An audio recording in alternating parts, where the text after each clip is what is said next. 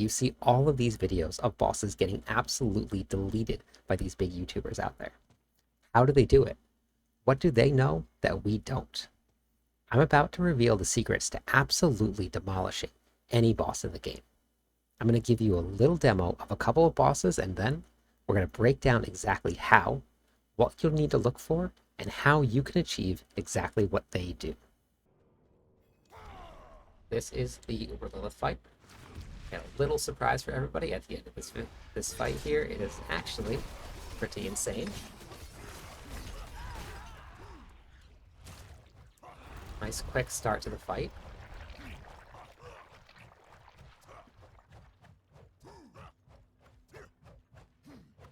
In the very next version of this video, we actually show the kills for Uber Lilith again. Different variation, and we'll kind of go over the fight and why we're doing what we're doing.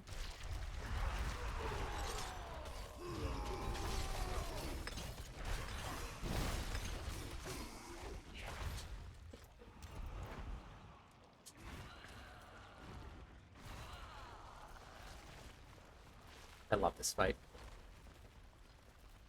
It is super fun. It took me a very long time to learn how to do this fight. It started back in Season 1. Died and died and died with some of the people in my clan until we finally got the rundown, how to run. It's changed a couple times in between then, but this is, it's no other fight in the game that is like this, and they need to add more in. You really need to think, you need to learn. You learn in phases. And the little bit of progress that you make as you go really makes it worthwhile. You get just a little bit further every single phase, and it makes it just like a super fun, super rewarding fight to do.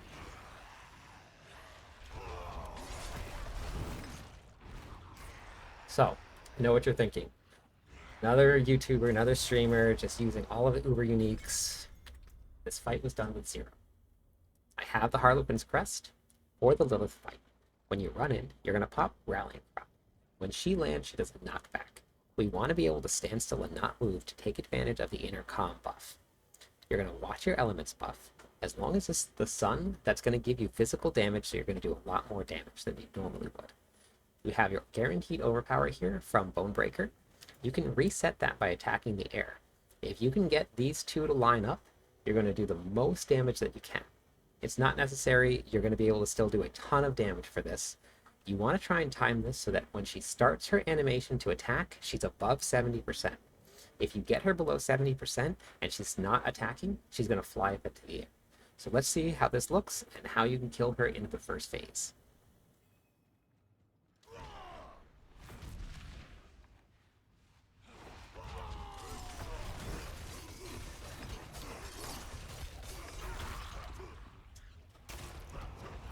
So after you kill her, you want to continue to bash to make sure that you're going to reset all of your cooldowns in time. You want to have Call of the Ancients and Warcry up at the same time when she pops back in. So as long as we keep on attacking, we're going to take advantage of the hectic cooldown on your aspects. So then she pops up, we're going to pop everything again. I'm going to do some more damage to her, and then she's going to go down to as low as she possibly can. I'm going to put a movement speed amulet on here, so that I have enough movement speed to run around. I always run the same pattern. We run up and around. This is going to keep the skulls going behind me at all times. This last little skull here, you got to watch out for. It comes out of that one all the time. She comes back up. We're just going to evade once, and then we're going to kind of just stutter step around to make sure the platform clears before we run off of it. You run all the way up and around. She's going to fly back into the air. You take a nice long loop around. When she cuts the platform, you just do a couple more stutter steps to make sure the platform clears. You could try and attack her here, but to play it safe, I always pop the Warcry here because she does this knockback. But because we're unstoppable, it doesn't affect us. You run right along the edge of the platform. She'll do a slam on the ground, and then you just pop your stuff, and then you kill her. So that's how you run Lilith on the Barbarian with this build here. It's pretty crazy. This is the setup here. We're running Harlequin's Crest, running Relentless Berserker, Pain Gorgers, Undying, Hectic, Moonrise, Ramalodnes, Edgemaster, Intercom, Elements, Rapid, and Adaptability.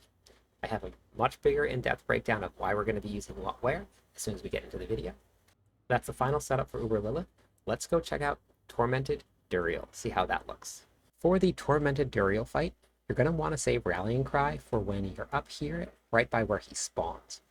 This way you can pop Rallying Cry so he doesn't knock you back, and you could take full advantage of your intercom buff. After we spawn him, we're going to kill the ad, run up, pop Rallying Cry so that we stand still, and then we're just going to knock him down.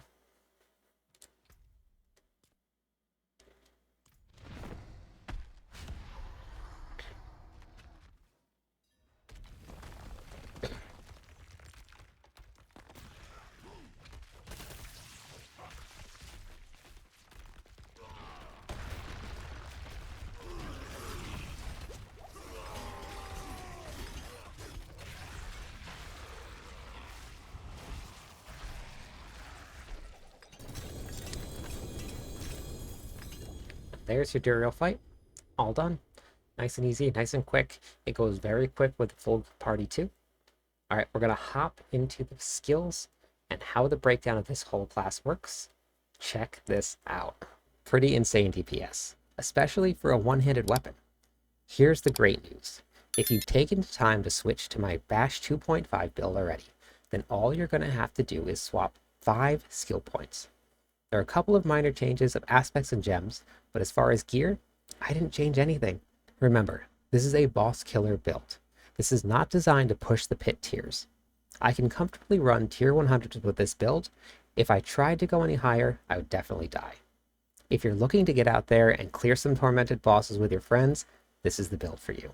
I'm going to move quickly through the skill tree and Paragon board. I'll cover the changes that we made in detail. If you're looking for a full, in-depth setup for this build, check out the link on the screen or check out the build guide in the description below. Let's crack the skill tree open. I'm going to show you the changes that we're going to make in order for you to switch from the 2.5 version to the boss killer version. We currently have it set up in the 2.5 version. In order to make the changes, you're going to swap just a couple skills. We're going to take 2 points out of aggressive resistance. We're going to take all of your points out of Iron Skin. So now we have 5 points available to spend. We're going to move all the way down with our 5 points. They're all going to go into the ultimate tree.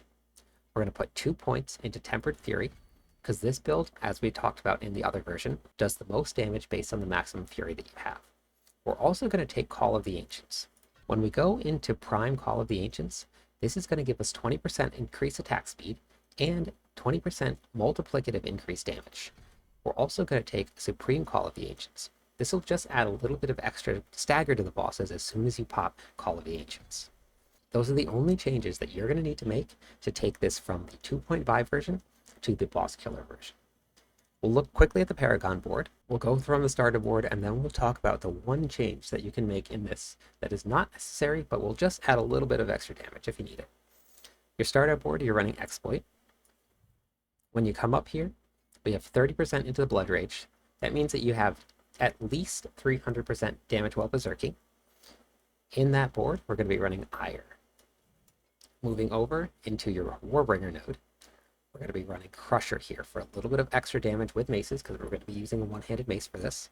And we're going to be running 20% multiplicative damage when we overpower. We're hitting some pretty heavy overpower numbers. In this board, we're taking every single Max Fury node that we can get. When you go down into the Carnage board, we're going to be using Marshall here. We put Marshall in this spot because we're going to get some extra damage while berserking, and we're going to get some extra damage reduction from close enemies. Coming all the way up here into your Flawless Technique board, we're going to be running Ambidextrous. This gives us additional damage reduction from close enemies and 18% critical strike damage with one-handed weapons. Plus, we get 8% multiplicative damage while we're wielding one-handed weapons, which is what we're going to be attacking with. In your Bonebreaker board, we're going to be running Territorial. This gives us extra damage reduction plus damage to close enemies. And here is where we're going to be able to make some changes. Right now in the Decimator board, we're going to be running Undaunted. This is able to be swapped out if you wanted to run Revenge. So Revenge will deal additional multiplicative damage, 8%, to enemies that have been dealt damage with thorns. We're going to be getting thorns from our skill tree here. When we go and we took the points from Outburst, this will be the source of thorns damage that will give us the ability to gain this additional 8% multiplicative damage. It is not necessary to do this, but this will just give you that little bit of extra damage. If you're not feeling squishy, make the change, hit a little bit harder. That's what this build is all about, doing some damage. I'm going to go over the gear, the aspects, and the affixes for this build. We're mostly going to focus on what was changed. I didn't really adjust much of anything from the 2.5 version, so everything is going to stay the same. But what I am going to focus on first is Ramulades. As you can see, I got really lucky here. I got a triple roll on Max Fury. That is going to be incredibly important to this build. If you can get 1, 2, or even 3 rolls into Max Fury, it is going to boost your DPS incredibly. Going from 0.3 to 0.4 is also incredibly important. It is a 25% increase in damage per point that you gain on the aspect. A lot of people have asked how to use Bash with a dual wield setup. In order to be able to run dual wield with Bash, you have to be using a one-handed mace. If I was to equip a sword, Bash would get switched down to the two-handed mace. This is not what we want, and it does not give me the option anymore to switch it. No matter how many times I try, it does not change. So when we put the mace back on, now we have the option to switch this to our dual wield weapons. So make sure you go out there and find yourself a mace. Let's start with the changes to the gems that we made. Because we're running a lot of damage reduction here, we're going to be running strength gems in our equipment. We want to be putting out as much damage as we possibly can. Now, why strength gems? If you look at the strength, you gain 10% of whatever your total strength is as additional damage. And this is a multiplicative number because it's a core stat. So any strength that we get is multiplied into our base damage for our skills. So with this one change, we have gone and added 50% multiplicative damage into our skills just by adding these gems here. Another huge increase to damage that we did is I'm running Shaco. This is not necessary to run the build. As you saw in the 2 kills earlier of Lilith, we did it with and without the Shaco, and the damage still was enough to kill her in both phases, take her life from full to 0 at the start of each of them. The reason that we decided to run this is because the 4 ranks to skills. We're also running 7 ranks to bash on our pants. I got lucky again with 2 ranks here. This is something that is a massive increase to bash damage. If you look right here, bash does 155,000 at max. When I take off my 7 ranks, it goes down to 101. That is 33% increase in damage just by putting 7 ranks on. I took 809 pants here because the ranks to bash are that important, and I found a greater affix with it on. The tempering isn't even exactly what I wanted it to be. However, it is really important to have those ranks of bash, and I had the greater affix. So no matter what I had here, I was going to be using these pants because it is that important to doing damage in this build. We only changed one aspect. We took conceited off our ring. We moved elements onto the ring. How elements works, every 7 seconds, we're going to be gaining 30% increased damage to physical. It is actually a pretty big jump in damage. You won't be seeing this all the time, but for 7 seconds on and 7 seconds off, we're going to have a buff to damage. That covers all of the changes that we made to the skill tree, the Paragon board, the gear, and the aspects. We're going to go to the training ground, and I'm going to walk you through a gameplay loop of how to play this, what the damage numbers look like, and why we did all of what we did. To cover the gameplay loop, after we change up our skills, because we're running Shaco, we have to make sure that we get to swap around the skills that we need. So we're going to put all of our skills on our bar. You want it to end up being Rallying Cry, Challenging Shout, War Cry, Call of the Ancients, Steel Grasp, and Bash. It can be whatever order you want it to be in, but you also need to make sure that your Bash is set to the appropriate weapons. It needs to be set to your dual wield weapons. If it's not set to the dual wield weapons, this build won't work. In order to change it, you pull up the skill menu, you scroll down, you just cycle through your weapons, and then that will bring up the dual wield. What we're going to do is we're going to do this damage in phases. Our damage is increased by our maximum fury. I'm running 219 fury. The elixirs that we're going to be running, and we're going to be running this all the time, is going to be your elixirs of resourcefulness. This is going to give us an additional 25% fury. So when we run that, we are running 244 fury. That is about almost 100% increase to damage from your 4% on your Ramalati. We're going to start by just using Bash so you can see what the damage does. Buffs that you're going to want to look out for. This is your element buff. It cycles through Moon and Sun. Moon is not going to be beneficial to us, but when you switch over to Sun, you see the attack power jump. Now, attack power is not a great indicator of how strong your character is. We can use this to see that this is actually giving us a boost in damage though. So as you're running through your rotation, you want to try and pop your skills as best you can when we are looking at the Sun and not the Moon. Other buffs on the bar. This is going to be your inner comp. As soon as we take a step forward, it goes away. And when we're standing still for 3 seconds, it comes back. This right here is our guaranteed overpower. This comes from our Paragon tree, and this comes from the Bonebreaker legendary node. Once every 12 seconds, we're going to be guaranteeing an overpower. You have to be careful with this because if you just attack in the air, it goes away. And now it starts to count back up. So now we know that we have 5 seconds, 6 seconds, 7 seconds, and so on. As soon as that here reaches 12, we are guaranteed to overpower. Once we attacked, this other buff showed up on our bar. Every 5 basic skills reduce an active cooldown by 2 seconds. This is our hectic aspect. What that means is right here, after casting 5 basic skills, reduce an active cooldown by 2 seconds. Anytime that anything is on cooldown, you can use hectic in order to lower that down. So if we pop something like Warcry, we can use and just attack in the air. And if you watch the cooldown, you're going to see it jump every 5 attacks. This is going to be incredibly important with getting attack speed up so that we are reducing all of the cooldowns as we can as fast as we can. Let's jump into some damage numbers because this is my favorite thing to do. We're just going to walk up and we're just going to start bashing. We're not going to add in any other buffs, so just so you can see it. So right now we're on Moon, so our damage is going to be a little bit lower. And as soon as it ticks over to Sun like it did here, our damage numbers start to go up. Now we're not using any berserking at all, which is going to give us a boost in damage.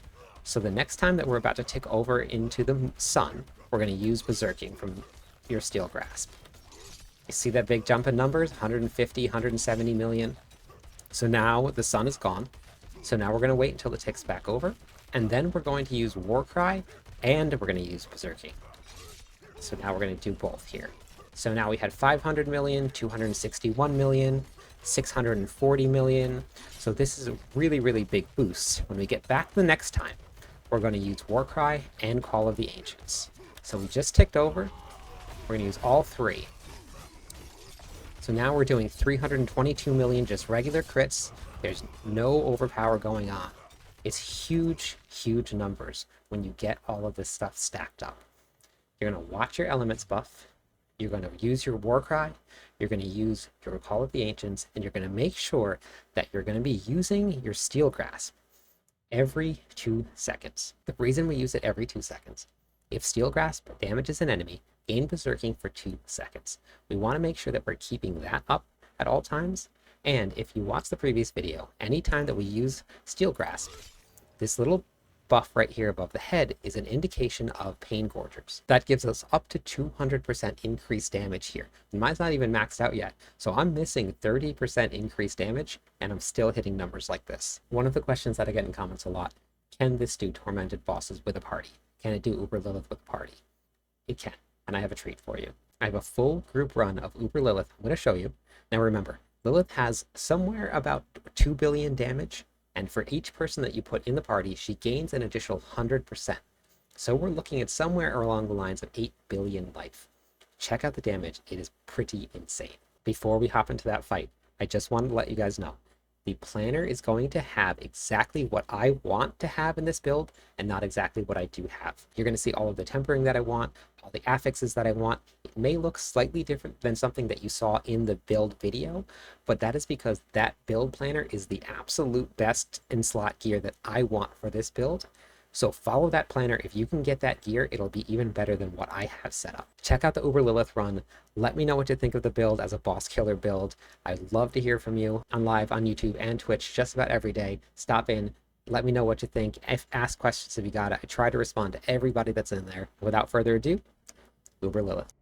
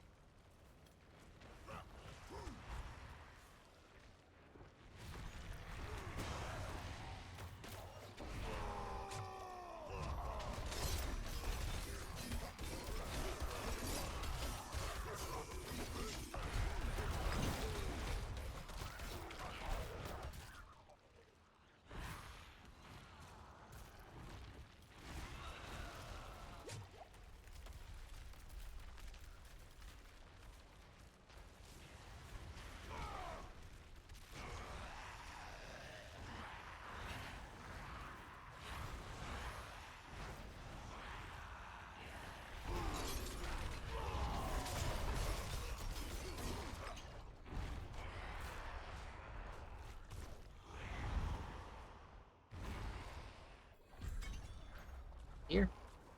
That's what it looks like right there. Got all four of my buddies here. We're all hanging out. All four of us.